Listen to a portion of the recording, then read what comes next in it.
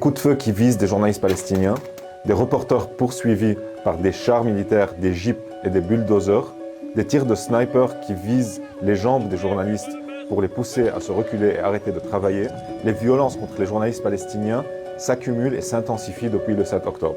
Rien qu'à Gaza, plus de 130 journalistes ont été tués par l'armée israélienne. Mais les violences dont je viens de vous parler n'ont pas eu lieu à Gaza, mais de l'autre côté de la Palestine, en Cisjordanie.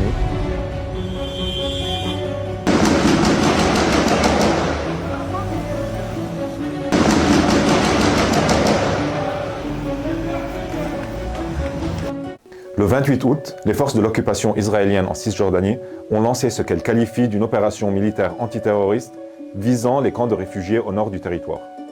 Les journalistes qui ont tenté de couvrir cette opération se sont retrouvés depuis face à une intimidation et une répression violente de la part de l'armée israélienne. RSF a reçu plusieurs alertes et des témoignages de journalistes qui se font agresser. Le 4 septembre, par exemple, un journaliste a été blessé quand une balle l'a touché à la main. Une autre journaliste témoigne que pendant qu'elle couvrait avec son collègue une opération à côté de Tulkarm, un sniper a tiré autour d'eux. Ils se sont reculés, mais le sniper a tiré encore une fois. Ils ont dû arrêter leur couverture. Ces violences font désormais partie du quotidien de ces journalistes en Cisjordanie. Quand ils en parlent à RSF, c'est comme si c'était tout à fait normal qu'un journaliste ou qu'une journaliste reçoive des tirs de sniper autour des jambes pour s'éloigner alors qu'ils font leur métier. Mais en fait, ce n'est pas du tout normal. C'est une répression violente qui doit s'arrêter.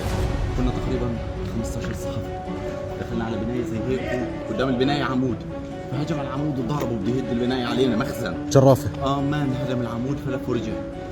Et si le lieu de Jenin vous dit quelque chose, c'est parce qu'un autre crime y a été commis par un soldat israélien contre une journaliste palestinienne, Shirin Abu Akleh, le 16 mai 2022. L'opération militaire israélienne s'est arrêtée samedi dernier selon l'AFP. Mais l'impunité perdure.